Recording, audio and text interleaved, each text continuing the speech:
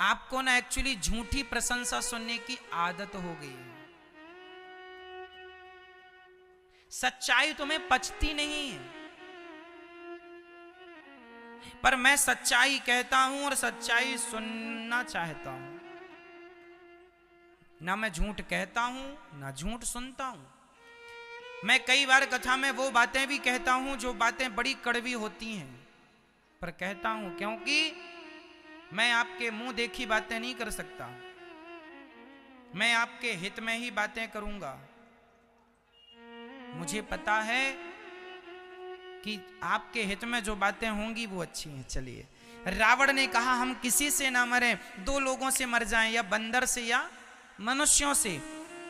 रावण ने कहा हम तो बंदर मनुष्य खा लेते हैं, ये हमें क्या मारेंगे।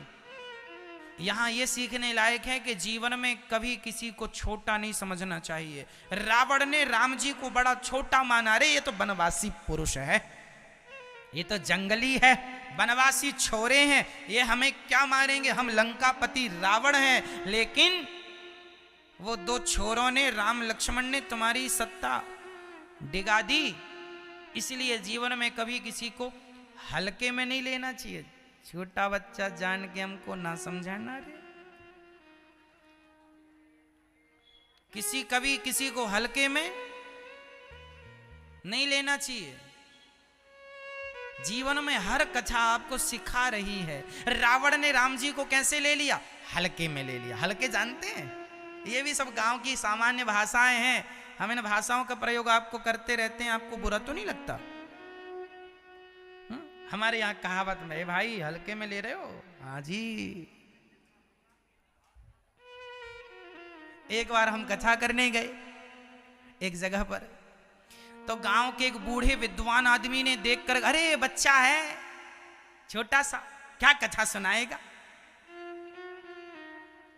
हमने कहा कह देना, छोटा बच्चा जान के हमको ना समझाना रे। फिर उन दादाजी को हम बुलाए कथा में, कहा सुनिए आप। जब सुने तो वो बड़े आह्लादित हो गए, अर्थात गदगद हो गए, प्रसन्न हो गए, और दोनों हाथ उठा उठा के हमें खूब आशीर्वाद दिया उन्होंने कि तुम हमारे दिल को तुमने जीत लिया। हमने कहा प्रभु, हम किसी के घरों में जगह कभी नहीं बनाते, हम किसी के घरों में कभी जगह नहीं बनाते। हम जगह बनाते हैं तो केवल लोगों के दिलों में जगह बनाते हैं। केवल आपके हृदय में जरा सी जगह हम बना लेते हैं। और जीवन में सदा लोगों के घरों में जगह ना बनाई जाए, लोगों के दिलों में जगह बनाई जाए। तो जीवन में कभी किसी को छोटा नहीं मानना है। रावण ने राम जी को छोटा माना, परिणाम बुरा हो। इसलिए सबका सम्मान हो, कोई बड़ा उम्र से नहीं होता। जो ज्ञानी है, चाहे छोटा सा बच्चा ही क्यों ना हो, जो अच्छी बातें करे, छोटा सा, माता देवहूति ने अपने बेटे से ज्ञान लिया कि नहीं? माता देवहूति के बेटे का नाम क्या था मैया?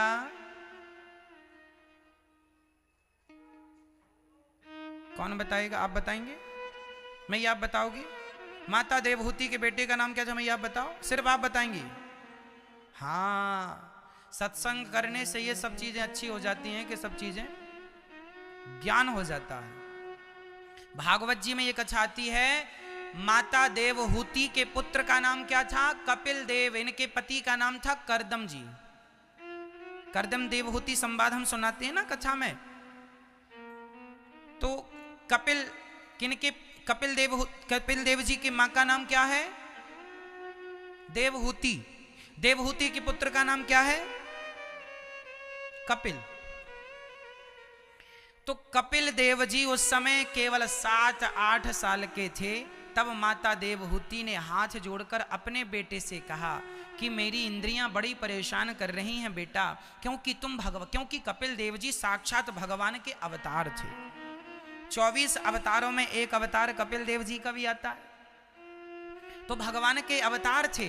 इसलिए माता देवहूति ने हाथ जोड़ करके कहा कि हमें आपसे ज्ञान चाहिए। यदि ज्ञानी आपका बेटा है तो आप अपने बेटे से भी सच्चा ज्ञान प्राप्त कर सकते हैं। ज्ञानी पति है तो पति से भी आप सच्चा ज्ञान प्राप्त कर सकते हैं। माता देवहूति ने किया, ये भागवत जी की कथा है। तो रावण ने वरदान मांगा, विभीषण ने कहा हमें भक्ति दो, और कुंभकर्ण कह रहा था हमें वरदान दो। वो कहने वाला था हम इंद्रासन अर्थात इंद्र बन जाए हम। तभी सरस्वती जी मुंह में बैठ गई और मुंह से निकल आया इंद्रासन नहीं, निद्रासन। इंद्रासन नहीं, जोर से, निद्रासन। हमें निद्रा दे दो। इसलिए 6 महीने सोता है और 1 दिन के लिए जागता है, और 1 दिन में इतना खा लेता है कि सब खत्म हो जाए, इतना खाता है कुंभकर्ण। चलो, तो तीनों भैयों को वरदान मिला। विभीषण जी को मिला भक्ति, भगवान के चरणों का अनुराग मांगा है विभीषण ने। अब चलो और आगे चलते हैं। अब रावण ने बड़ा अत्याचार किया। जब सबके अत्याचार बढ़ गए तो सुनो, बाढ़े खल बहु चोर जुआरा, जेलम पट पर धन पर दारा।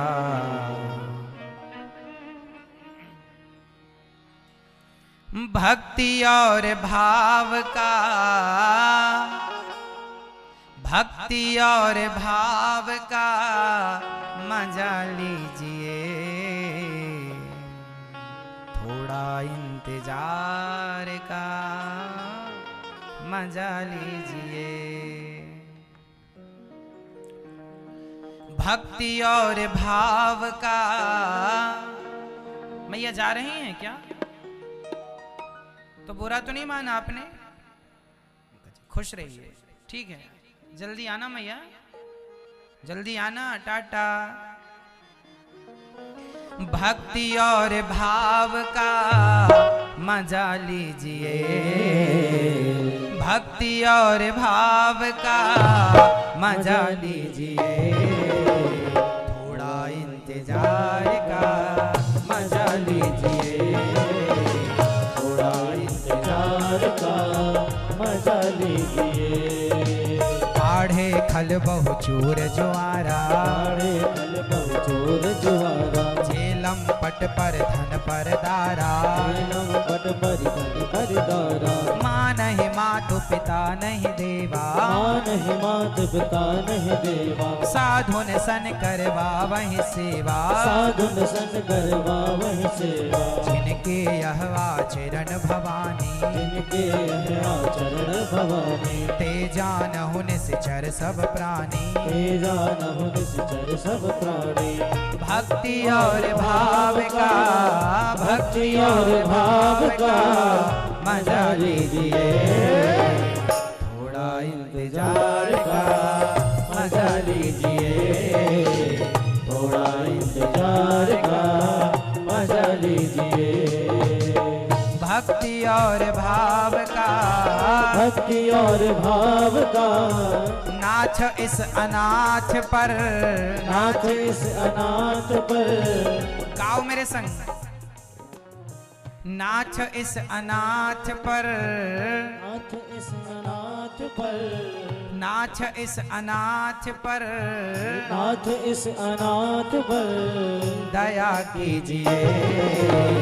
नाथ अपने चरणों को धुला लीजिए, नाथ अपने चरणों को धुला लीजिए, नाथ अपने चरणों को धुला लीजिए, नाथ अपने चरणों को धुला लीजिए। हम काहू के मरहि न मारे, वानर मनुज जाति दोई बारे। बाढ़े खल बहु चोर जुआरा, जेलम पट पर धन पर दारा। माँ नहीं मात पिता नहीं देवा, साधुन सन करवा वही सेवा। जिनके यह आचरण भवानी, ते जानहु निश्चर सब प्राणी। कितनी बढ़िया बातें लिखी हैं, है ना मैया? ध्यान से सुनो मेरी माँ। मैया, ओ मैया, जा रही हो कहाँ? घर जा रही हो मैया? अच्छा ठीक है, जल्दी आना। मैया बैठ जाओ मेरी माँ, बैठ जाओ थोड़ा शांति से, ठीक है। अब रावण के राज्य की यहां पर बातें लिखी हैं। रावण क्या क्या करता है? बाढ़े खल, रावण के राज्य में खल बड़े बढ़ गए। बाढ़े खल बहु चोर, चोर बड़े बढ़ गए। जुआरा, जुआड़ी, जुआ, रावण ना जुआ खिलवाता था। आप लोग जुआ तो नहीं खेलते? हमारी माताएं भी आजकल मोबाइल पर खेलती रहती हैं,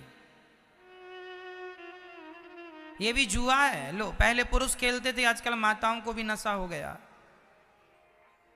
जुआ खेलने से सर्वनाश होगा। हम भागवत जी में सुनाते हैं ये प्रसंग, कथा में, राम कथा में भी ये सब चीजें हैं। जो अब देखो, रावण के राज्य में मान ही मात, मान ही मात पिता नहीं देवा, साधुन सन करवा वही सेवा। रावण के राज्य में ये हो गया, ये लंका में ऐसा कैसा हो गया? सुनो, रावण के राज्य में रावण ना वरदान पाया है तो अत्याचार कर रहा है, अपनी माता को नहीं मानता, मान ही मात। रावण के राज्य में बड़ों का सम्मान नहीं होता, बड़ों का सम्मान रावण के राज्य में नहीं, बड़ों का सम्मान तो राम राज्य में होता है। इसलिए रावण राज्य ना चालू। जिनके घर में बड़ों का सम्मान नहीं हो रहा है, एक्चुअली उनके घर में रावण राज्य चल रहा है, और जिनके घर में बड़ों का सम्मान हो रहा है वही तो राम राज्य है। आप चाहें तो अपने घर को राम राज्य बना ले, नहीं तो रावण राज्य तो बन ही जाएगा। तो जिनके मां नहीं मात पिता नहीं देवा, जो अपनी मां को ना माने, पिता को ना माने, ये सब रावण के रिश्तेदार हैं। मां नहीं मात पिता नहीं देवा, साधुन सन करवा वही सेवा। राम राम राम राम राम। साधुओं से कभी काम नहीं करवाना, दो लोगों से कभी अपना काम ना कराओ। पहला साधु, दूसरा ब्राह्मण। कई बार हमने देखा कि लोग, जैसे आप लोग वृंदावन आते हैं ना, तो बड़े पैसे वाले लोग जब वृंदावन आते हैं ना, अब तो देखो व्यवस्थाएं ठीक हो गई। पहले क्या होता था, आश्रमों में विद्यार्थी रहते थे, जैसे हम आश्रम में पढ़ते थे, तो सारे ब्राह्मण बालक आश्रमों में रहते हैं और वहां रह करके वो कुछ सेवा करते हैं और वो पढ़ते हैं। पर कुछ पैसे वाले लोग आते हैं ना, तो वो चाय पीते हैं और चाय पी के वहीं अपना कप रख देते हैं, पर वहां सेवा में उस समय विद्यार्थी होते हैं ब्राह्मण बालक, तो फिर वो तुम्हारी जूठा कप उठा करके ले जाते हैं। कोशिश ये करो कि आपकी थाली, आपकी जूठी गिलास कभी ब्राह्मण से ना उठवाना और कभी संतों से ना उठवाना। यदि उठवा लोगे तो वहीं से तुम्हारी उल्टी गिनतियां चालू हो जाएंगी।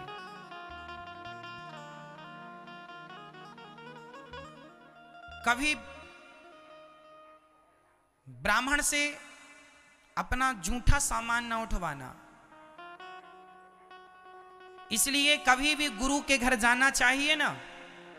मैं आज 2022 चल रहा है ना, मैं आज भी अपने गुरुजी के यहाँ जाता हूँ ना, और जब गुरुजी के यहाँ कभी मैं पानी पीता हूँ ना, तो जिस गिलास में मैं पानी पीता हूँ, मैं स्वयं अपने हाथ से उस गिलास को धुलता हूँ और धुल के रखता हूँ। क्योंकि यदि मैं नहीं धुलूंगा तो मेरी गुरु माता धुलेंगी, तो क्या मैं अपनी गुरु माता को अपनी जूठी गिलास धुलवाऊं? क्या ये संस्कार है मेरे? नहीं, ये शिष्टाचार है कि जिसे आपने पूज लिया है, जिसे आपने पूज लिया है, उसके सदा पूजा करते ही रहिएगा गुरु जी के। इसलिए गांव-गांव में भी ये देखा जाता है कि ब्राह्मण के घर में, हमारे गांव में भी, हमारे घर में भी जब ठाकुर लोग आते थे ना, हमारे गांव में सभी लोग रहते हैं ठाकुर, वैश्य, क्षत्रिय, वैश्य, शूद्र सभी जब हमारे घर में आते तो पानी हम दिया। इंसानियत के नाते हमारे घर पे कोई भी आए हमें उसे पानी देना चाहिए।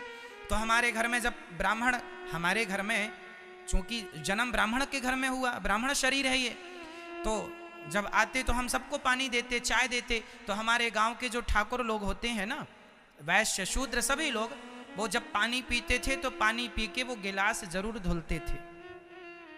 और मैं भी अपने गुरुजी के घर जाता हूं तो मैं भी धुलता हूं।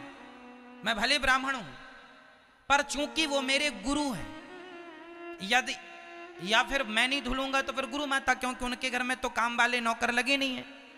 भाई सबके घर में काम वाली बाइयां थोड़ी होती हैं, काम वाले लोग थोड़ी होते हैं। या तो गुरुजी धुलेंगे या तो गुरु माता धुलेंगी। तो क्या आप अपनी जूठी गिलास गुरुजी से धुलवाना चाहते हैं? इसलिए ये सम्मान है, ये शिष्टाचार है कि ब्राह्मण को भी ब्राह्मण से काम नहीं कराना चाहिए। ज्यादा खाने की गिलास, खाने का भोजन की थाली इत्यादि सब खुद धुलना चाहिए। पत्नी आपकी है, आपकी पत्नी धुले। ब्राह्मण के घर जाओ तो अपनी गिलास खंगरा के में पानी डाल के जरा सा उल्टा करके रख दो। ये शिष्टाचार है, ये शिष्टाचार, ये कोई जातिगत बात नहीं है कि जाति की, ना जी, ये व्यवस्थाएं हैं, ये सम्मान, ये रिस्पेक्ट है बड़ों की। मैं भी करता हूं, आपको भी करना चाहिए। अब सुनो, हमारे पास कोई आता है, चाय पीता है, कॉफी पीता है, पानी पीता है, तो मैं भी ये बात जानता हूं कि जब आप आते हैं, कॉफी पीते हैं, चले जाते हैं, तो आपका जूठा कप, कई बार मैं स्वयं जूठे कपों को धुला हूं। मैं स्वयं ने धुला, क्योंकि लोगों को जानकारी होती नहीं है। आपको ही जानकारी नहीं थी। आप मेरे घर में आएंगे तो मेरा फर्ज होगा कि मैं आपको चाय कॉफी पिलाऊं, क्योंकि गृहस्थी का तो धर्म है भैया, घर में कोई आए पानी तो पिलाना है, तो मैं तो आपको पानी पिलाऊंगा। तो फिर आपकी जूठी थाली, जूठी गिलास आप तो धुलेंगे नहीं। यदि आपने नहीं धुली तो वो मुझे धुलनी पड़ेगी। तो मैंने धुला, मुझे कोई आपत्ति नहीं है, मुझे कोई प्रॉब्लम है, इसलिए मैं नहीं बोल रहा हूं। एक सिद्धांत है कि ऐसा नहीं। आप लोग यदि ये गलती करते हो तो इसे सुधार कर लीजिए, ये संदर्भ है। नहीं तो मैं तो धुलता हूं, मुझे कोई दिक्कत नहीं है। आप तो मेरे अतिथि हैं, भगवान हैं, मेरा तो फर्ज है कि आपकी सेवा करना, मुझे तो पुण्य मिलेगा। पर ये शिष्टाचार में ये बात ठीक नहीं है। अब आगे आपको समझना है, वो आप समझिएगा। बस ब्राह्मणों से और संतों से कोई काम ना कराइएगा। हम सदा इनकी सेवा करें। ब्राह्मण पूज्य होता है, साधु पूज्य होता है, साधु की सेवा की जाए, खिलाओ पिलाओ, दान दक्षिणा दो, पांव धो। ब्राह्मण के चरण धोने से पुण्य मिलता है। भगवान श्री कृष्ण सुदामा जी के पांव धोए कि नहीं? हाँ या ना? हाँ या ना? आज ना लोग बड़े पढ़े लिखे होने के कारण ये सब चीजें, संस्कार भूल गए हैं। आप कुछ भी कितना भी भूल जाओ, पर सत्य तो अपनी जगह सत्य ही रहेगा। इसलिए इन बातों का ध्यान रखना। देखो ये बात चौपाई में लिखी है, गोस्वामी तुलसीदास जी लिख रहे हैं कि माने ही मात पिता नहीं देवा, साधुन सन करवावहीं। साधुओं से सेवा। अब कोई साधु से अपने पांव दबाने लग जाए तो ये तो बड़ा अपराध हो जाएगा। अब कोई ब्राह्मण बालक से कहे कि मेरे पांव में तेल लगा दो, ये बड़ा अपराध हो जाएगा। ब्राह्मण की सेवा क्षत्रिय करता है, ब्राह्मण की सेवा वैश्य करता है, ब्राह्मण की सेवा शूद्र, सभी को सेवा करनी चाहिए, है ना। पर ब्राह्मण योग्य हो तो, यदि ब्राह्मण गुरु के स्थान पर बैठा है, योग्य है, तो ये नहीं कि ब्राह्मण अब शराबी है, उस शराबी ब्राह्मण की आप सम्मान करें ठीक है, पर आपको जरूरत नहीं है कि आप उसके पांव धोएं, क्योंकि वो पांव धुलाने के लायक रहा नहीं। यदि आप ब्राह्मण की इज्जत करते हैं तो ब्राह्मण का भी धर्म ये है कि वो अपनी गरिमा को बचा करके रखे। इज्जत जमाना करता है तो आप भी इज्जतदार बन के चलो। अब तुम मांस खाओगे, शराब पियोगे तो कौन तुम्हारी इज्जत करेगा, भले तुम ब्राह्मण ही क्यों ना हो। इसलिए ब्राह्मण को भी अपना ब्राह्मणत्व तो बचा के रखना चाहिए। क्यों जी, सही है या नहीं? यदि आप हमारी इज्जत करते हैं तो हमें भी अपने सम्मान का, अपनी इज्जत का ख्याल रखना चाहिए। कैसी बातें करनी है, कैसी बातें नहीं करनी, इसका ज्ञान हमें हो। क्या खाना है, क्या नहीं खाना, इसका ज्ञान हमें हो। यदि हमें इसका भी ज्ञान नहीं है कि क्या खाना है, क्या नहीं खाना, तो जमाना, जब आप अपनी इज्जत अपनी खुद ना कर पाए तो जमाना आपकी इज्जत क्या करेगा। इज्जत ऐसी नहीं होती कि जमाना से कहा जाए कि तुम हमारी इज्जत करो। इज्जतदार बनना पड़ता है। इज्जत के लिए काबिलियत चाहिए, योग्यता चाहिए। इसलिए अपने अपने धर्म का निर्वहन करना चाहिए। ब्राह्मण अपने धर्म का काम करे। ब्राह्मण के 6 कर्म होते हैं। वेद पढ़ना, वेद पढ़ाना, यज्ञ करना, यज्ञ कराना, दान लेना और दान देना, ये 6 काम ब्राह्मण के हैं। ब्राह्मण के कितने कर्म हैं? 6। यज्ञ करना, यज्ञ कराना, दान लेना, दान देना, वेद पढ़ना और वेद। आजकल के ब्राह्मण तो जनेऊ भी नहीं पहनते, यज्ञोपवीत। अब तुम्हें यज्ञोपवीत का भी ज्ञान नहीं है, तुम तिलक भी नहीं लगाते हो, तुम्हें अपने धर्म का कोई ज्ञान नहीं है, तो फिर ये उम्मीद ना करना कि समाज आपका सम्मान करे। आप जहां हैं अपनी जगह सही हैं। आप शराब पीने लग गए हैं, आप मांस खाने लग गए हैं, तो अब आप समाज से ये उम्मीद ना कीजिए कि वो आपकी इज्जत करेगी। अब आप इज्जत करने के योग्य नहीं रहे, अपने आचरण से गिर गए हैं आप। इसलिए धर्म का पालन सबके लिए है, चाहे हम हों चाहे आप हों। धर्म की परिभाषा सबके लिए एक है। सत्य बोलना चाहिए। यह सत्य बोलना ब्राह्मण को भी चाहिए, क्षत्रिय को भी चाहिए, वैश्य को भी चाहिए, शूद्र को भी चाहिए। सत्य मतलब सत्य। चाहे तुम किसी भी जाति को हो, किसी भी हिंदू हो, मुसलमान हो, ईसाई हो, सिख हो, किसी भी जाति समाज धर्म पंथ से हो, सत्य सबके लिए है। हाँ या ना? माता की सेवा करना चाहिए, सबके लिए है। ब्राह्मण, क्षत्रिय, वैश्य, शूद्र, हिंदू, मुस्लिम, सिख, ईसाई सब माता की सेवा करें। सबके लिए व्यवहार आचरण एक है। इसलिए जमाना हमारी इज्जत करता है तो हमें भी अपनी इज्जत का ध्यान रखना चाहिए। आपका कोई सम्मान कर रहा है तो आप भी उसकी इज्जत का सम्मान कीजिए। ठीक है ना? समझ में आ रहा है ना मेरी माँ? ठीक है। तो कभी संतों से कोई काम नहीं कराएंगे और कभी ब्राह्मणों से कोई काम नहीं कराएंगे। सदा ब्राह्मणों का कोई काम करेंगे, सदा साधुओं का कोई काम करेंगे, उनसे आशीर्वाद लेंगे, क्योंकि ईश्वर ने इन्हें आशीर्वाद देने के लायक बनाया है। ब्राह्मण और संत आशीर्वाद दे सकते हैं। ठीक है? तो इनका आशीर्वाद लिया जाए, इनसे काम ना कराया जाए। रही गृहस्थी की बात, अब आप ब्राह्मण हैं और आप गृहस्थ में हैं और आपके घर कोई आया है अतिथि, उसने चाय पी है और आप उसका कप धुल रहे हैं, इसमें कोई आपत्ति नहीं है। अतिथि भगवान होता है। हम ब्राह्मण भले हैं पर हम एक गृहस्थी हैं और गृहस्थी का धर्म है कि अतिथि आ जाए हमारे घर में, आप भोजन करेंगे तो हम आपसे ये नहीं कहेंगे कि आप थाली धुलिए। हम यदि ये कह देंगे तो अपराध हो जाएगा। वो तो आपकी समझदारी है कि आप धुलें ना धुलें। यदि आप नहीं धुलेंगे तो हमें धुलने में कोई आपत्ति नहीं है। ठीक है? ये धर्म की बातें हैं, ये बड़ी गूढ़ बातें हैं। इन बातों पर बहुत पहले विचार होता था। अब तो लोग ये बात आज कई लोग तो पहली बार ही सुन रहे होंगे ये बातें। कैसा भी होता है? हाँ जी, ऐसा भी होता है। धर्म बड़ा गूढ़ है, सबके बस का नहीं है, पर आप लोग समझ रहे हैं, ये अच्छी बात है। चलो, रावण ने खूब अत्याचार किया, ब्राह्मणों को, संतों को मारा, खूब मारा, खूब तंग किया। और जब भर जाता है ना आदमी का पाप, अब पृथ्वी धैनु रूप धरी हृदय विचारी, गई तहां जहां सुर मुनि झारी। अब पृथ्वी माता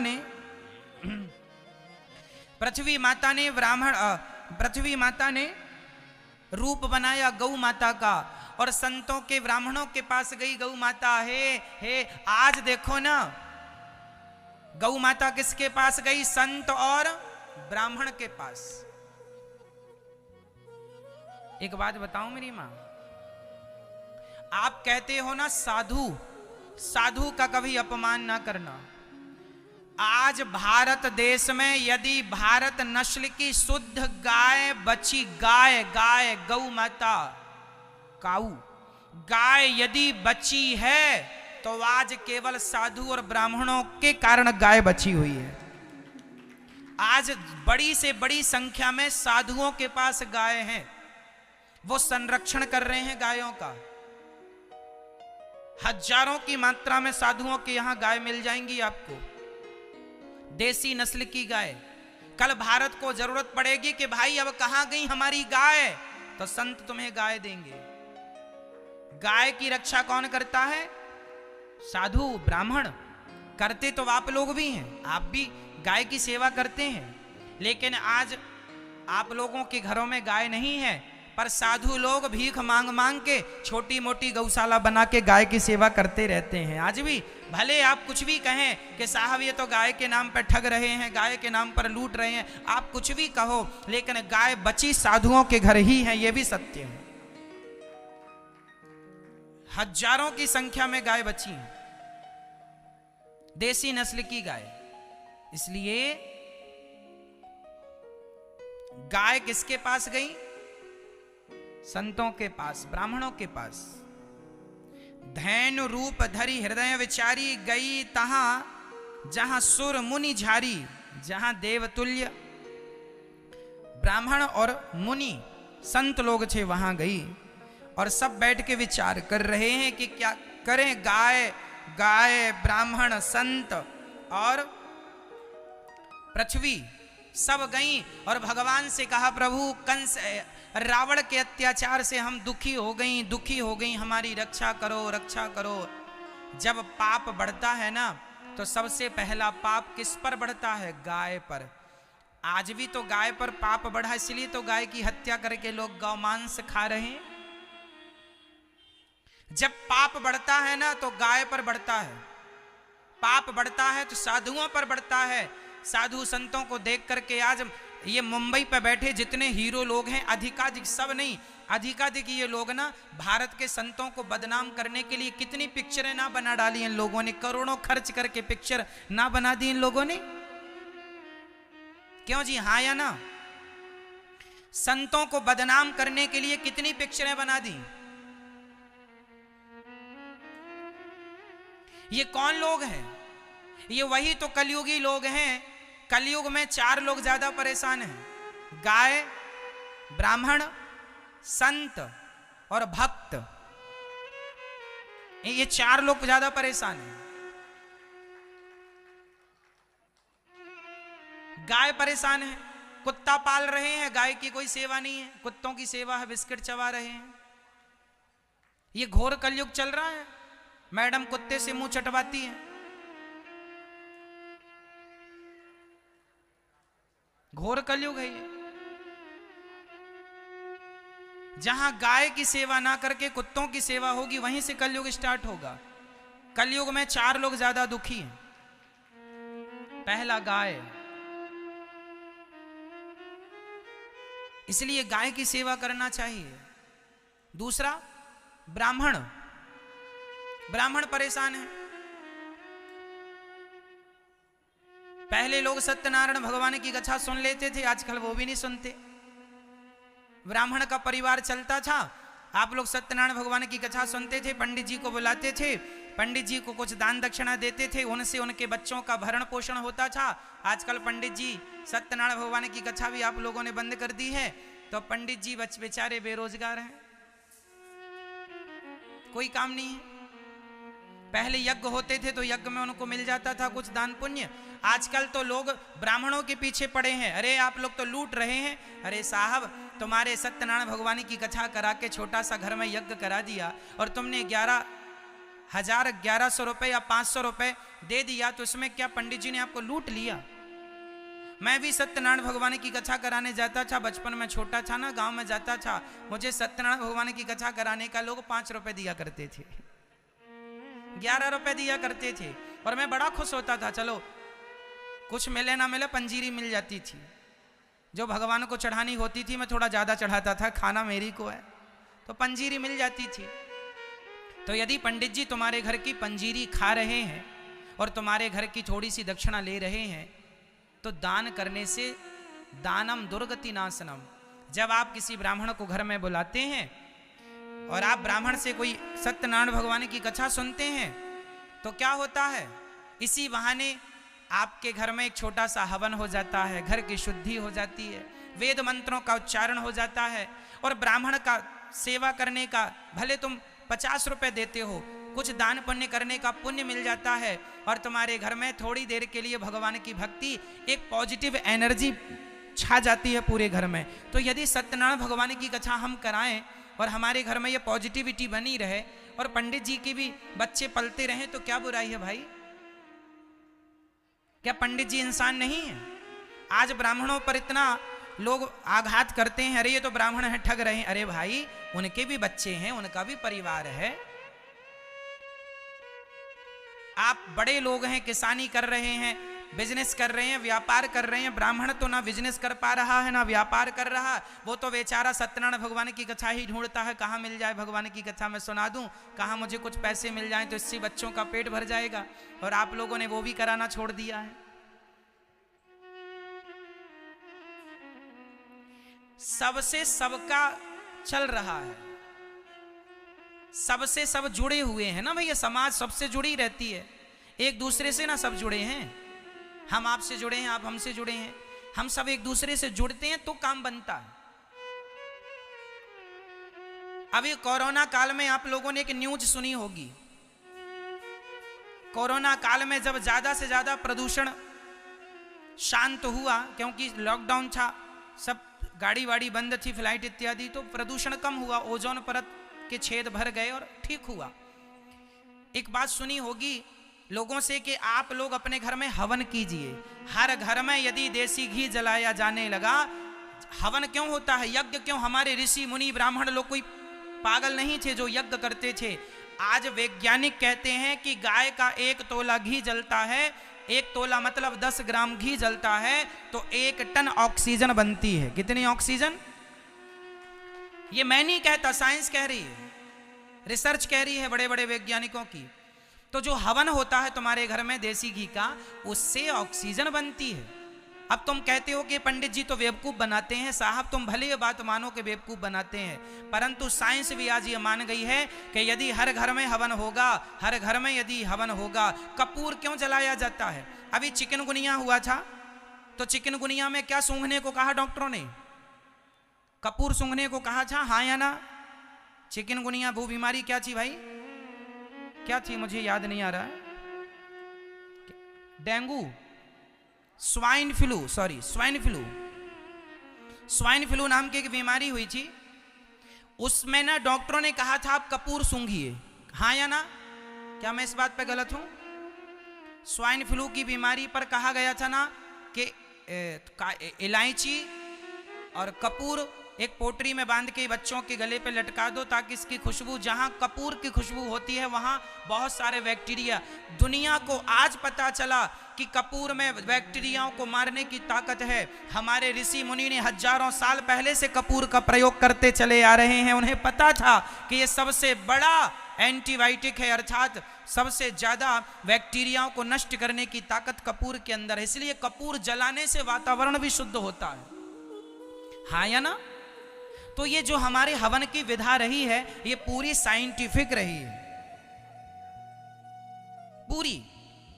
इसलिए अपने वेद पुराणों को मिथ्या ना समझें और इनमें श्रद्धा बनाए रखने से ही काम है।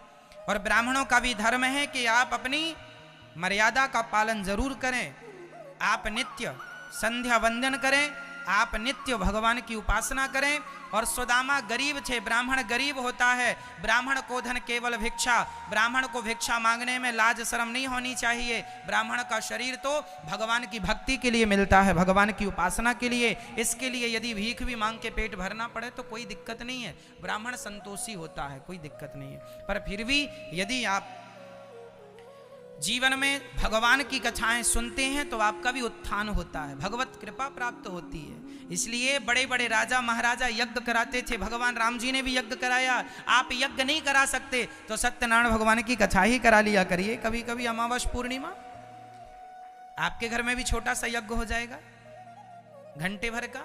2-4 कन्याओं को बुला के कन्या भोज करा दिया करिए, कोई भूखा प्यासा बाहर मिल जाए उसे खिला पिला, यही तो पुण्य है। और क्या पुण्य होता है भाई साहब, क्या पुण्य होता है? यही तो पुण्य है। ब्राह्मण आए, हम लोग पहले जाते थे तो सत्यनारायण भगवान की कथा सुनाने, तो हम लोग खुद अपना बना के खाते थे।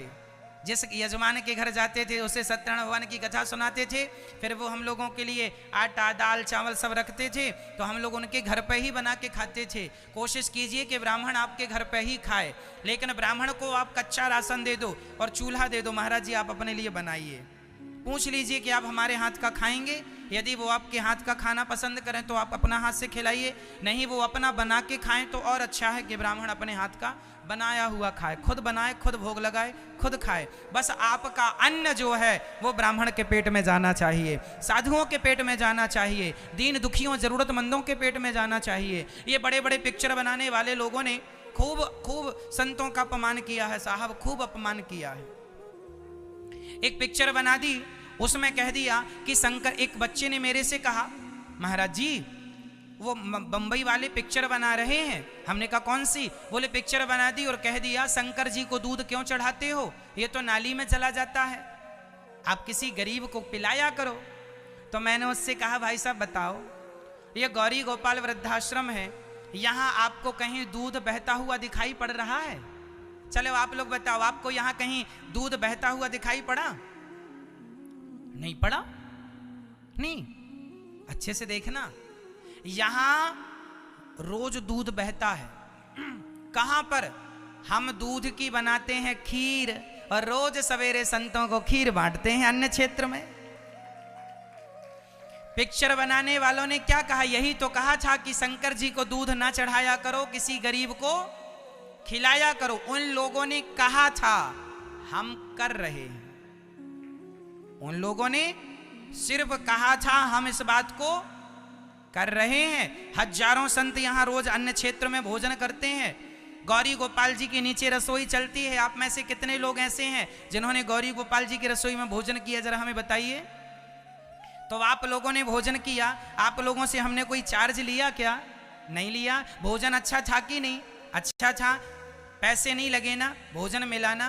तो आप बताओ कि ये दास अनिरुद्ध, हम शंकर जी को दूध नहीं चढ़ाते, हम तो आप लोगों की सेवा को ही भगवान की सेवा मानते हैं। अब ये सवाल उनसे किया जाए जिन्होंने पिक्चर बनाई कि भाई साहब ये बताओ कि आपने पिक्चर तो बना दी, कह दिया शंकर जी को दूध ना चढ़ाओ, गरीबों में बांटो, तो ये बताओ तुमने कितना बांटा?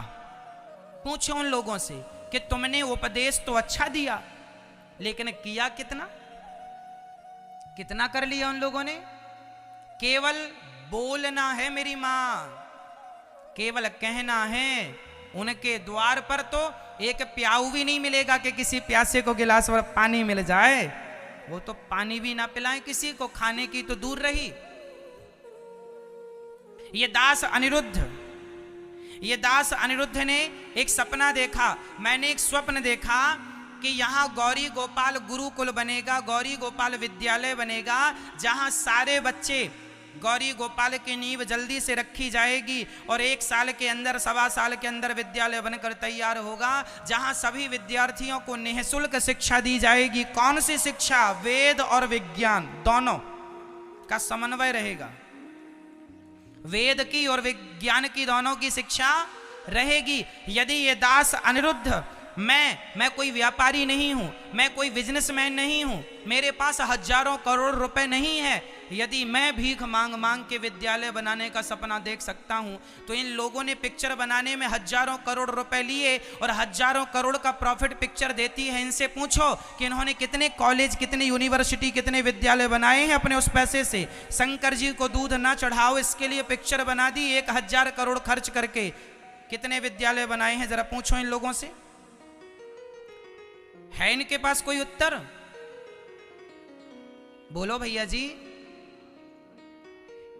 इन लोगों को यदि समाज की इतनी ही चिंता होती तो ये भी करते ना। कहने से नहीं होता, कहने से नहीं होगा, करने से होगा। क्या आप मानते हैं इस बात को? कहने से काम हो जाएगा? कहने से नहीं होगा ना। इन लोगों ने पिक्चर बनाई कि शंकर जी को दूध क्यों चढ़ाते हो। तो मुझे एक बात बताओ, शंकर जी को दूध चढ़ाना, शंकर जी को दूध चढ़ाने से किसी माँ बहन और बेटी का सुहाग नहीं उजड़ता, लेकिन शराब लोग पी रहे हैं। कितनी बहनों का भाई मर गए शराब पीकर, कितनी पत्नियों के पति मर गए शराब पीकर, कितनी माँओं के बेटे मर गए शराब पीकर। आज हमारा देश, हमारी देश की महिलाएं क्या शराब से परेशान नहीं हैं? जवाब हाँ या ना में दो। क्या भारत की आम महिलाएं, क्या आम बहन बेटियां शराब से परेशान नहीं है? अपने पति की, अपने बेटे की, अपने भाई की शराब से परेशान नहीं है? हाँ या ना? यदि शराब से परेशान है तो ये मुंबई वाले पिक्चर बनाने वाले लोगों को, इन्होंने ये तो पिक्चर बना दी कि शंकर जी को दूध नहीं चढ़ाना चाहिए। इन लोगों से कहो कि तुमने ये पिक्चर क्यों नहीं बनाई कि शराब भी नहीं पीना चाहिए, वही पैसे से बच्चों को पढ़ाओ लिखाओ, पत्नी को साड़ी लाओ, अपने लिए घर बनवाओ। ऐसे भी तो एक पिक्चर मोटिवेशनल बना सकते थे, लेकिन नहीं बनाई। उनने केवल शंकर जी को ही टारगेट किया। केवल सनातन धर्म ही उनकी आंखों में खटक रहा है कि ये दूध क्यों चढ़ाते हैं, ये मंदिर क्यों जाते हैं, क्यों जी? बताइए, शंकर जी को दूध चढ़ाना ज्यादा हानिकारक है या शराब पीना ज्यादा हानिकारक है? जवाब आप दीजिए जोर से। तो शराब पीना नुकसानदायक है तो ये मूर्खों को क्यों नहीं दिख रहा है कि समाज शराब पी के बर्बाद है? तो हम भी एक पिक्चर बना के समाज को जागरूक करें और शराब से दूर रखने की कोशिश करें। नहीं करेंगे ये लोग। क्यों? क्योंकि खुद पीते हैं, क्योंकि ये खुद पीते हैं। इनके खुद बेटे चरस, अफीम, गांजा का कारोबार अभी पकड़े गए हैं। महारथी के बेटे काहे में पकड़े गए हैं? ये अपनी औलाद को तो संस्कार पहले दे दें, फिर आपको संस्कारों की बातें बताएंगे। खुद की औलाद तो अफीम बेच रही है। हाँ या ना? जोर से बोलो। ये अपनी औलाद को बचा लें, पहले संस्कार दे दें इनको, फिर तुम्हारे बारे में सोचेंगे। इसलिए मेरी माँ, मैं डींगे नहीं मारता, मैं केवल बातें नहीं करता, मैं तो कहता हूं शंकर जी को दूध चढ़ाना हमारी श्रद्धा है। शंकर जी को दूध चढ़ाना हमारी आस्था है, श्रद्धा है। और हमने 2-5 रुपए का दूध चढ़ा दिया तो हमारा बिगड़ क्या गया? गोवर्धन जी में तो हमारे गिरिराज भगवान को दूध चढ़ता है। दूध की धार से लोग परिक्रमा लगाते हैं। यदि हमारी आस्था है कि हम दूध की धार से परिक्रमा लगाएं तो हम कोई चोरी करके थोड़ी पैसा ला रहे हैं। हम अपनी मेहनत का पैसा, यदि हम ये भाव बनाएं, तुम्हें लगता है ये दूध नाली में बह रहा है, चलो एक बात बताओ, आज हम इसका उत्तर दे ही दें आपको। एक बात बताओ, ये पुस्तक में ये चौपाई लिखी है, माना कि ये चौपाई लिखी है। आप पुस्तक पर चौपाई लिखी, चलो मैं अब दिखा ही दूं आपको। ये देखो, ये रामचरितमानस है ना, इसमें चौपाई लिखी है। इसमें एक चौपाई है, मंगल भवन, बोलो, मंगल भवन अमंगलहारी द्रवं सुदशरथ अजिर बिहारी। हाँ, एक बार और रिवीजन करो, मंगल भवन अमंगलहारी द्रवं सुदशरथ अजिर बिहारी। अब बताओ, आप में से कितनों को याद हो गई ये चौपाई? बोल के बता दो मुझे, बोलो बोलो। मंगल भवन अमंगलहारी। अब ये चौपाई आपने सबसे पहले कहां पढ़ी थी? सुनना, तर्क के साथ उत्तर दे रहा हूं। शंकर जी को दूध क्यों चढ़ाते हैं, उसका उत्तर दे रहा हूं, ध्यान से सुनना, तर्क के साथ, साइंटिफिक उत्तर सुनिएगा। हम हवा में लाठियां नहीं भांजते, सुनिएगा। चौपाई सबसे पहले हमने रामचरितमानस में पढ़ी कि मंगल भवन अमंगलहारी द्रवं सुदशरथ अजिर बिहारी। हमने पढ़ी और पढ़कर हमने याद कर लिया। अब वो चौपाई पहले पुस्तक में थी, पर पुस्तक से अब मेरी खोपड़ी में आ गई कि नहीं, मेरे मस्तिष्क में आ गई कि नहीं? हाँ या ना?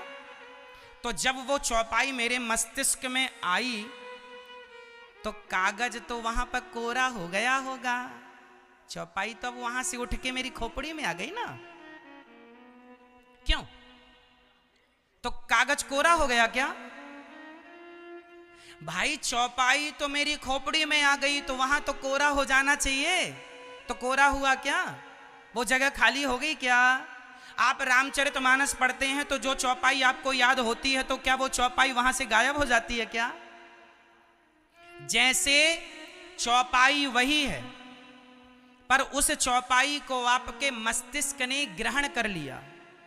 आपके मस्तिष्क ने उसे ग्रहण कर लिया। चौपाई ज्यों की त्यों जहां की तहां कागज में लिखी है, लेकिन आपने उसे ग्रहण कर लिया, आपने उसे याद कर लिया, आपने उसका प्रयोग भी कर लिया, लेकिन वो जहां की तहां लिखी है। उसी प्रकार जब भक्त शंकर जी को दूध चढ़ाता है तो दूध की धार तो यहां बह रही है, पर भगवान उस दूध को उसी तरह ग्रहण कर लेते हैं जैसे चौपाई को आपके मस्तिष्क ने ग्रहण कर लिया। उसी प्रकार भगवान अपने भक्तों की आस्था को ग्रहण कर लेते हैं। और ये मूर्ख लोग क्या जाने इस भक्ति और भाव के विषय को, ये क्या जाने प्रेम को।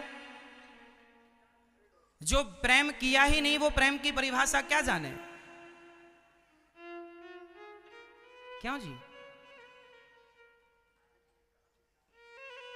इसलिए मेरी मां, तुम्हें संतों के प्रति भड़काने वाले, पिक्चर बना बना के ये संतों का अपमान करने वाले बहुत लोग मिल जाएंगे, लेकिन आपको आजकल आपके बच्चे ना उन्हीं की बातें ज्यादा सुनते हैं, पिक्चर ज्यादा देखते हैं, सीरियल ज्यादा देखते हैं, और वो उनको ही अपना गुरु बनाए बैठे हैं। जरा बच्चों को बताओ कि बेटा वो अपनी औलाद को ना संभाल पाए तो तुम्हें संभाल लेंगे, तुम्हें संस्कारी बना लेंगे।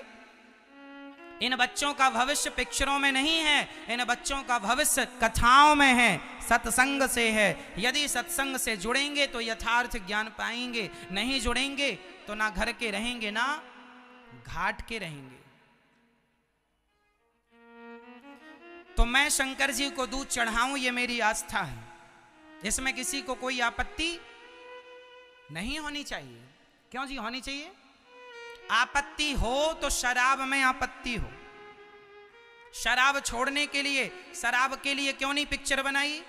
बनाई नहीं बल्कि और कह दिया मुझे पीने का शौक नहीं, पीता हूं गम भुलाने को। लो भैया उल्टी उल्टी सिखा भारत के भोली भाली जनता को। आप लोग कहते हैं ये गुरु, ये साधु संत लोग ठग रहे हैं। अरे साधु संतों ने नहीं ठगा, ये पिक्चर बनाने वालों ने तुम्हारे को ठग लिया है, तुम्हें शराबी बना दिया। तुम कभी शराब ना पीते, लेकिन इन्होंने पी पी के बता बता के खुद तुम्हें शराबी बना दिया। अरे बड़े बड़े हीरो बड़ी बड़ी पिक्चरों में अमिताभ बच्चन साहब शराब पीते नजर आ रहे हैं, बड़े बड़े सुपर डुपर स्टार शराब पीते नजर आ रहे हैं, भले वो रियल जिंदगी में ना पिए।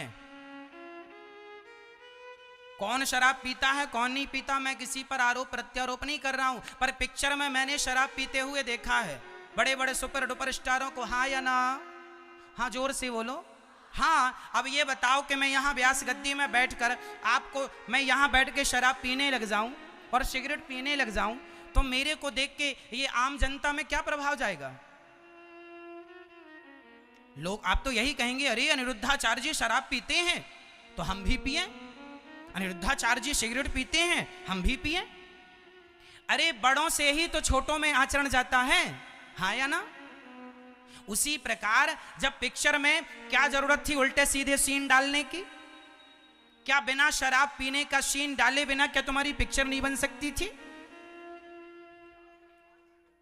अश्लील अश्लील चित्र तुम डालते हो, लड़का लड़की का वो चित्र डालते हो अश्लील वाला, उसको देखते हैं बच्चे तो वो भी वही सोचते हैं, वही देखकर उनकी भी उत्तेजनाएं जागती हैं, अर्थात वो भी उत्तेजित होते हैं। कुल मिला के समाज के साथ यदि विश्वासघात किसी ने किया है और समाज को यदि गलत दिशा दी है तो पिक्चर बनाने वाले लोगों ने दी है।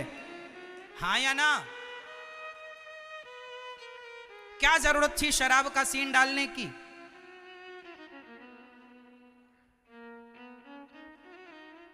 तो शराब पिला पिला के ये लोग कह रहे हैं बाबा लोग गलत। बाबा साधु संत तो यही कहते हैं शराब ना पिया करो। हर साधु, हर ब्राह्मण, हर कथावाचक कहता है शराब ना पिया करो, शराब। हम चिल्ला रहे हैं गला फाड़ फाड़ के शराब ना पिया करो, और वो कह रहे हैं जीना अगर जरूरी है तो पीना बहुत जरूरी है। हम कह रहे हैं ना पिया करो, वो कह रहे हैं पियो। वो गाना बना रहे हैं इस बात का, और आज के युवा उनको सुन रहे हैं। यहीं से तुम्हारी उल्टी गिनतियां चालू होती हैं। हम तो झाड़ू लगा रहे हैं और ये लोग कचरा फैला रहे हैं। और फिर भी देखो ना, लोग बदनाम साधुओं को, अरे बाबा जी तो ढोंगी हैं, पाखंडी हैं, ठगते हैं। ठगते कितना ठग लिया भैया? हम तुम्हारे घर चोरी करने गए थे क्या? हमने तुम्हें कितना ठग लिया बताइए? कितना ठग लिया हमने आपको? हम आपको कहते हैं कि माँ बाप की सेवा किया करो, हम कहते हैं बड़ों का सम्मान किया करो, हम कहते हैं कि शराब ना पिया करो, हम कहते हैं गांजा ना पिया करो। हम ये बातें कह रहे हैं तो हमने तुम्हें ठग लिया, और वो कह रहे हैं शराब पियो तो वो अच्छे हैं। वाह वाह वाह। जब नीम मीठी लगने लग जाए और रोटियां कड़वी लगने लग जाए, समझ लेना कि मलेरिया हो गया है, जल्दी इलाज कराओ नहीं तो सत्यानाश हो जाएगा, मर जाओगे। जब बीमारी हो जाती है ना, तब उल्टी बातें सीधी लगती हैं, और सीधी बातें, माँ बाप की और गुरु की बातें तुम्हें उल्टी लगने लग जाएं और उन लोगों की बातें तुम्हें सही लगने लग जाएं, समझ लेना कि अब तुम्हारा पतन निश्चित है। इसलिए मेरी हाथ जोड़ के प्रार्थना है, सलाह सबसे ना लिया करो। ये पिक्चर बनाने वाले लोग आपको क्या सलाह देंगे? कैकेयी माता ने मंथरा से सलाह लिया था तो परिणाम देख लीजिएगा। दुर्योधन ने शकुनी से सलाह लिया, परिणाम देख लीजिएगा। और अर्जुन ने भगवान कृष्ण से सलाह ली तो परिणाम देख लीजिएगा। सलाहकार जितना अच्छा होगा परिणाम उतना अच्छा होगा, सलाहकार जितना बुरा होगा परिणाम उतना बुरा होगा। आपके बच्चों के सलाहकार आजकल ये पिक्चर बनाने वाले लोग बने हैं, ये इनको बताते हैं। पिक्चर देख देख के लोग सीख रहे हैं बच्चे। ये क्या बताएंगे? ये क्या चरित्र का पाठ पढ़ाएंगे? क्या सभ्यता का पाठ पढ़ाएंगे? और क्या संस्कार तुम्हें सिखाएंगे? इनकी संतानों को देख लो आप, इनकी संतानें कितनी संस्कारी हैं। इसलिए क्या कहें हम, ये सब बातें नहीं। बस शंकर जी को दूध चढ़ाने का आपने सवाल खड़ा किया सो हमने उत्तर दे दिया। तो बताइए जी, शंकर जी का दूध क्यों चढ़ाना चाहिए? क्योंकि वो हमारी आस्था है, श्रद्धा है। क्यों? शराब नहीं पीना चाहिए। हम तो देखो सेवा करते हैं, हम तो स्कूल बनाएंगे, बच्चों को निःशुल्क पढ़ाएंगे। अन्य क्षेत्र चल रहा है, जल्दी से एक हॉस्पिटल भी बनाएंगे, सबको निःशुल्क इलाज कराएंगे। ये भारत में जितने सुपर डुपर स्टार हैं, इन सब लोगों ने एक एक भी हॉस्पिटल बनाया होता तो आज देश को बहुत अच्छा लाभ प्राप्त हो रहा होता। सबको निःशुल्क शिक्षा। ये एक एक पिक्चर बनाने का हजार हजार करोड़ रुपए लेते हैं। एक पिक्चर कितना प्रॉफिट देती है? 1000 करोड़। 1000 करोड़। आम आदमी तो 1000 करोड़ सुना ही पहली बार होगा। सारी जिंदगी में आदमी 1 करोड़ रुपया नहीं कमा पाता। सारी जिंदगी में आदमी 1 करोड़ रुपए नहीं कमा पाता। और इन लोगों के एक पिक्चर बनाने का खर्चा कितना है?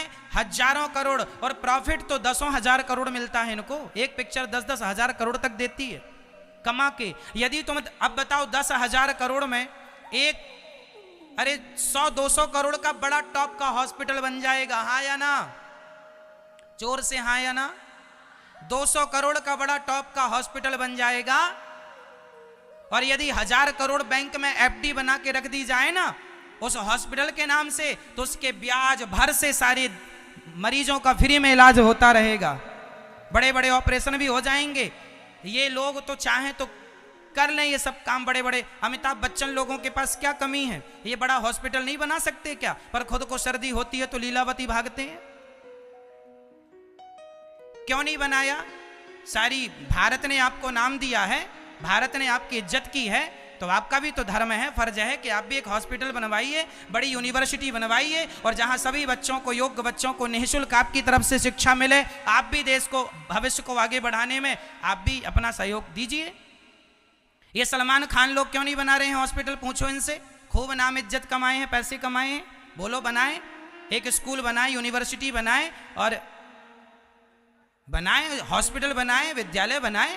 क्यों जी, हाँ या ना? बोलो इन लोगों से, जितने भी हैं। मैं तो नाम भी नहीं जानता, जितना नाम जानता 2-4 लोगों को बता दिया। हमें तो नाम भी नहीं आता इन लोगों का। बाकी आप लोग समझो, जितने सुपर डुपर स्टार हैं सबसे आप लोग बोलो। पूरे भारत को आवाज लगानी चाहिए। सारी जनता से तुम लोगों ने टिकटों के पैसे लिए हैं पिक्चर दिखाने के, अब जनता की सेवा करो भाई। हॉस्पिटल बनाओ सबके लिए, और यूनिवर्सिटी बना के दो, ताकि गरीब रिक्शा चलाने वाले का बेटा भी तुम्हारी यूनिवर्सिटी में फ्री में पढ़े। ये दास अनिरुद्ध, मैं देखता हूं सपना। मैं आपसे भीख मांग मांग के मैं यूनिवर्सिटी बनाने की ओर चल पड़ा हूं। विद्यालय बनाऊंगा, बाद में उस विद्यालय को आगे यूनिवर्सिटी में तब्दील करूंगा। पहले काखा गाघा पढ़ूंगा, इसके बाद आगे की पढ़ाई। पहले मैं विद्यालय बनाऊंगा 1ली क्लास से 12वीं तक, गौरी गोपाल गुरुकुल। उसके बाद फिर यूनिवर्सिटी भी बनाऊंगा। यदि मैं भीख मांगने वाला, यदि मैं यूनिवर्सिटी का सपना देख सकता हूं, मैं हॉस्पिटल बनाने का सपना देख सकता हूं और अपने देश की सेवा कर सकता हूं, तो आपके पास तो किसी चीज की कमी नहीं है साहब। आप तो रातों रात बिल्डिंग खड़ी कर सकते हैं, हाँ या ना? तो केवल पिक्चर बस बनाने के काम के हैं क्या? कि शंकर जी को दूध क्यों चढ़ाते हो, ऐसे ही बस बना दिया, खुद करना धरना कुछ नहीं है।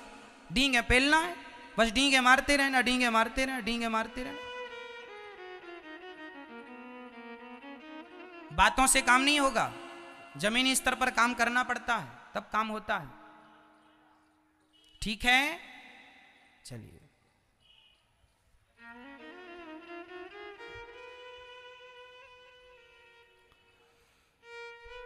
तो भगवान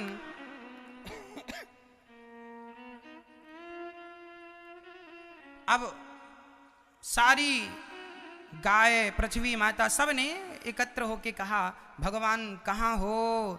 तब भगवान हरि व्यापक सर्वत्र समाना, प्रेमति प्रगट हाँ ही मैं जाना। हरि व्यापक सर्वत्र समाना, प्रेमति प्रगट हाँ ही मैं जाना। भगवान कहाँ है? सर्वत्र। कहाँ से प्रार्थना करें? जहां से करोगे वहीं।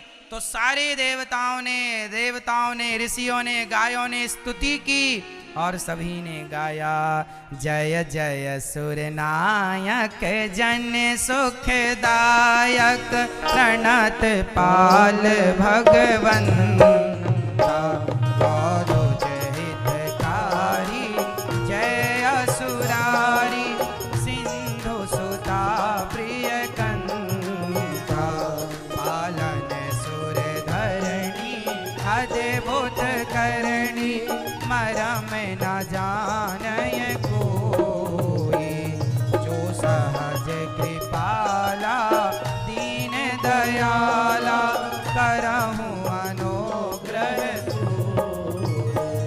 जय जय अविनाशी सब घटवासी, व्यापक परमानंदा, अभिगति गौतीतम चरित पुनीतम, माया रहित मुकुंदा, जेहि लागी विरागी अति अनुरागी, विगत मोह मुनि वृंदा, निशिवासर ध्यावहि गुण गण गावहि, जयति सच्चिदानंदा।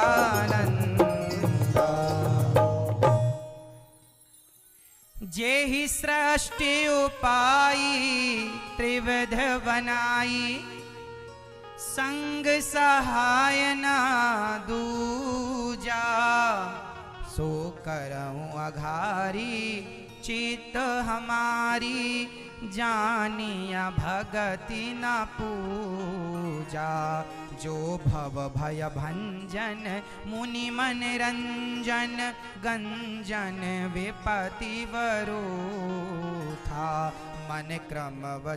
मन वच क्रमवाणी छाणी सयानी सरन सकल सुर जो था सारद श्रुति शेषा ऋषय अशेषा जा कहूँ को न जाना जेहि दीन प्यारे वेद पुकारे द्रवहु सो श्री भगवाना भव बारिधि मंदिर सब विधि सुंदर गुण मंदिर सुख पुंजा मुनि सिद्ध सकल सुर परम भयातुर नमथ नाथ पद कंजा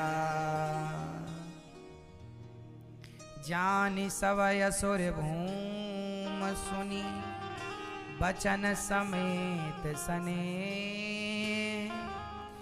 गगन गिरा गंभीर भई हरन शोक संदेह। जब देवताओं ने ऐसी स्तुति की प्रभु आओ अब रहा नहीं जाता और आपके बिना ये जिंदगी चल नहीं सकती। अब कंस के पापी रावण के अत्याचार से हम दुखी हैं परेशान हैं, अब हमारा उद्धार कीजिए। जब हाहाकार मच गया तब भगवान ने कहा धरहूं धीर चिंता ना करो हम जरूर आएंगे, ऐसा भगवान आश्वासन देकर चले गए। एक बार दशरथ जी सिंहासन पर बैठे थे, उन्हें गिलानी हुई कि मेरे कोई संतान नहीं है।